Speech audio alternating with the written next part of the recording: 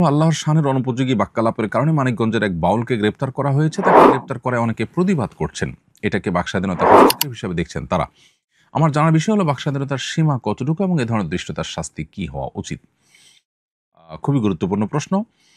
বাকস্বাধীনতার সীমারেখা প্রত্যেকটা ক্ষেত্রেই কিন্তু আছে। যারা আল্লাহ তাআলা সম্পর্কে আজেবাজে উক্তি করার বিষয়টিকে বাকস্বাধীনতা হিসেবে দেখছেন এবং সে ব্যক্তি গ্রেপ্তারের প্রতিবাদ করছেন, আমি তাদের কাছে বিনয়ের সাথে প্রশ্ন রাখতে চাই, কেউ যদি বাংলাদেশের সংবিধান, বাংলাদেশ রাষ্ট্রের বিরুদ্ধে অবস্থান নেয়, কথা বলে, তাহলে তার সেই কথা বলাটাকে মত প্রকাশের স্বাধীনতা, বাকস্বাধীনতা হিসাবে তারা দেখবেন কি না? পৃথিবীর সকল স্বাধীনতারই একটা সীমানা থাকে। বাকস্বাধীনতা বলি বা ব্যক্তি স্বাধীনতা বলি, মত প্রকাশের স্বাধীনতা বলি, এ সবগুলোর কিন্তু একটা সীমা আছে। সীমাহীন বাকস্বাধীনতায় পৃথিবীর কোনো সমাজ, কোনো মানুষই কখনো পরিপূর্ণভাবে বিশ্বাস করে না। একটা সমাজের 90% মানুষ বা তারও বেশি সংখ্যক মানুষ আঘাতপ্রাপ্ত হতে পারে, সংক্ষুব্ধ হতে পারে, সেরকম উক্তি করা এটা কিভাবে বাকস্বাধীনতার মধ্যে পড়ে? আপনি আমাকে, আমার বাবা মাকে তুলে গালিগালাজ করবেন আর বলবেন যে তিনি তার মতের প্রকাশ ঘটিয়েছেন, তিনি তার বাকস্বাধীনতা ভোগ করছেন। এটা কি কোনো সভ্য সমাজে গ্রহণ করবে? পৃথিবীর উন্নত দেশগুলোতে পর্যন্ত হেট স্পিচ বলতে একটা কথা আছে যে আপনি এমন কিছু কথা বললেন যেটা মানুষকে সংক্ষুব্ধ করলো, তাহলে এটাকে অপরাধ হিসেবে গণ্য করা হয়। কিন্তু বাংলাদেশে এক শ্রেণীর সেকুলার বামপন্থীরা তারা আল্লাহ এবং তার রাসূলকে নিয়ে কটূক্তি করলে তখন তারা বাকস্বাধীনতা এবং মত প্রকাশের স্বাধীনতার এই কথাটা নিয়ে আসেন। কিন্তু এই ছাড়াও অন্য অনেক জায়গায় তাদেরকে আমরা এই বাকস্বাধীনতা এবং মত প্রকাশের স্বাধীনতার এই সবক দিতে দেখি না। এটা খুবই দুর্ভাগ্যজনক একটি বাস্তবতা এবং এ ধরনের কর্মকাণ্ড যারা করে তাদেরকে কঠোর শাস্তির আওতায় আনা উচিত এবং এটার জন্য প্রয়োজনীয় আইনের সংস্কারও করা দরকার। কারণ বাংলাদেশের মতো সাম্প্রদায়িক সম্প্রীতির একটি উজ্জ্বল উদাহরণ যে দেশে রয়েছে, সে দেশে শান্তিপূর্ণ পরিবেশকে বিঘ্ন করবার জন্য দেশি এবং বিদেশি বিভিন্ন চক্রান্ত এ ধরনের কর্মকাণ্ড পরিচালনা বিভিন্ন সময় করে থাকতে পারে। বিধায় সেই পথ যেন কেউ ব্যবহার করতে না পারে, সেটা যেন চিরতরে বন্ধ করা যায়, সেজন্য কঠোর ব্যবস্থা থাকা উচিত। এবং তথাকথিত মত প্রকাশের স্বাধীনতা বা বাক স্বাধীনতার নামে এ ধরনের বিষয়গুলোকে যারা প্রশ্রয় দিয়ে থাকেন, তারা নিজের সঙ্গে প্রবঞ্চনা করছেন, প্রতারণা করছেন বলে আমরা মনে করি। এবং দেশের মানুষকে তাদের ব্যাপারে সোচ্চার হতে হবে, সজাগ হতে হবে। আমার আম্মা হার্টের রোগী, ওনার নামাজে অনেক বেশি কাশি হয়, দম বন্ধ হয়ে যাওয়ার মতো। আমি তাকে নামাজের মধ্যে পানি পান করিয়ে দেই, এতে কি কোনো গুনাহ হবে?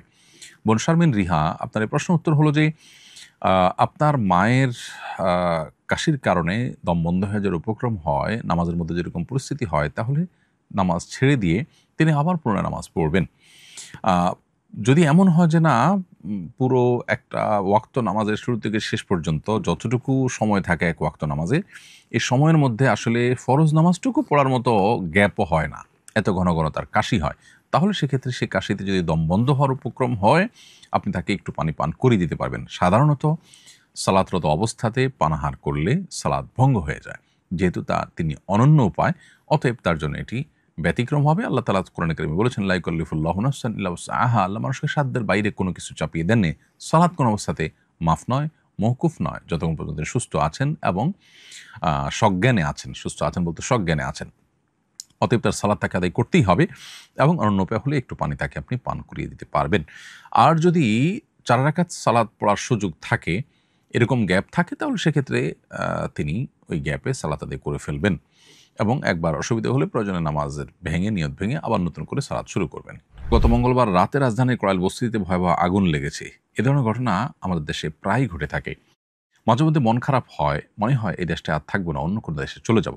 এই মনোভাবের কারণে আমি কি গুনাহগার হব? এবং এ ধরনের ঘটনার পুনরাবৃত্তি রোধে আপনার কোনো সুপারিশ বা পরামর্শ থাকলে দয়া করে জানাবেন।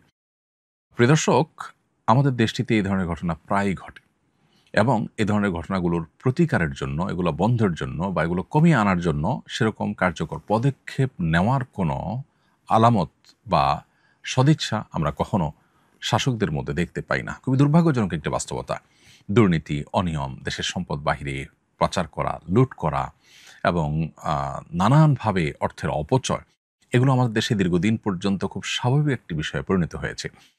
আমাদের দুর্ভাগ্য যে আমরা সেই শাসন বা সেই শাসক কখনো পাইনি, যে শাসক আসলেই জনগণের কল্যাণে দীর্ঘমেয়াদে পরিকল্পনা নিয়ে কাজ করবেন এবং দেশকে পরিপূর্ণভাবে সমৃদ্ধ এবং উন্নত একটি দেশে পরিণত করবার জন্য সিরিয়াসলি কাজ করবেন। শুধুমাত্র মানুষের চোখে ধুলি দেওয়া এবং উন্নতির নামে হাতে গোনা কিছু কাজ দেখিয়ে মানুষকে ধোঁকা দেওয়া এবং ভোটের যে রাজনীতি সেটা চাঙ্গা করার এই প্রবণতায় আমরা দীর্ঘদিন থেকে দেখে আসছি।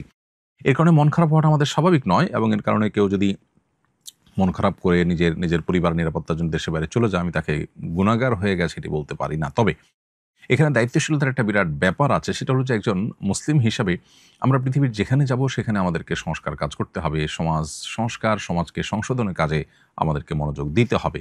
আমরা শুধুমাত্র নিজের জন্য তৈরি হইনি, আমাদেরকে আল্লাহ তাআলা অন্যের জন্য, অন্যদের কল্যাণ করার জন্য আল্লাহ তাআলা তৈরি করেছেন। বিধায় আমরা একটা সমাজকে পরিবর্তন করবার জন্য কাজ করব। ইনশাআল্লাহ আমরা নিরাশ হব না, এবং আমি যদি সমাজকে সংস্কার করবার জন্য, মুসলিম উম্মাহকে উপকৃত করবার জন্য এবং উন্নতি অগ্রগতির দিকে নিয়ে যাওয়ার জন্য কাজ করি, তাহলে সেক্ষেত্রে আল্লাহর কাছে আমি আজর এবং সব পরিপূর্ণভাবে আমি কাজ করতে পারি বা না পারি, আর চলে যাওয়ার মাধ্যমে কিন্তু আমার এই সুযোগটা থাকছে না। বিধায় আমার মনে হয় যে আমরা হতাশ না হই, বরং আশাবাদী হই এবং চেষ্টা করতে থাকি। আজ হোক কাল আল্লাহ রাব্বুল আলামিন হয়তো আমাদের ভাগ্যে পরিবর্তন আনবেন। আল্লাহ তাআলার প্রতি পরিপূর্ণ আস্থা এবং বিশ্বাস রাখতে হবে, এবং এভাবে হতাশ হয়ে যাওয়া ঈমানদারের সাথে সঙ্গতিপূর্ণ নয়। আর দ্বিতীয়ত কথা হলো যে এ ধরনের ঘটনা রোধে করণীয় কি? দীর্ঘমেয়াদী পরিকল্পনার প্রয়োজন। প্রথম কথা হলো যে এই ঘটনা ইতিমধ্যে ঘটেছে করাইল বস্তিতে। ১৫০০ ঘর পুড়ে ছাই হয়ে গেছে। ৩টি মসজিদ সেখানে পুড়ে ছাই হয়ে গেছে। ৫ ঘণ্টা ব্যাপী আগুন জ্বলেছে। ৫ ঘণ্টার পর আগুন নিয়ন্ত্রণ করা গেছে। এর আগে গত ফেব্রুয়ারিতেও রাতে কিন্তু বস্তিতে আগুন লেগেছিল, এবং সে সময় ৬১টা ঘর পুড়েছে। আর এখন ১৫০০ ঘর পুড়েছে। কি পরিমাণ ক্ষয়ক্ষতি হয়েছে সেটা বলার অপেক্ষা রাখে না। কদিন আগে বিমানবন্দরে ভয়াবহ অগ্নিকাণ্ডে বিপুল পরিমাণ সম্পদের ক্ষয়ক্ষতি হয়েছে। তো আমরা যদি দেখি যে বিগত সময়ে যে ঘটনাগুলো ঘটেছে সেগুলো সঠিক তদন্ত করে এর জন্য উপযুক্ত দায়ী ব্যক্তিকে চিহ্নিত করে তাদেরকে দায় নিতে বাধ্য করার কোনো কালচার আমাদের দেশে আসলে প্রতিষ্ঠিত হয়নি। পৃথিবীর যে কোনো দেশেই এ ধরনের পরিস্থিতিতে কাউকে না কাউকে দায় নিতে বাধ্য করা হয়। বিমানবন্দরে যা অগ্নিকাণ্ড ঘটেছে, ঘটনা ঘটেছে, সেখানে তদন্ত হয়েছে আমরা জানি। কিন্তু কারোর উপরে কি দায় চাপানো হয়েছে? কেউ না কেউ তো দায়ী অবশ্যই আছে।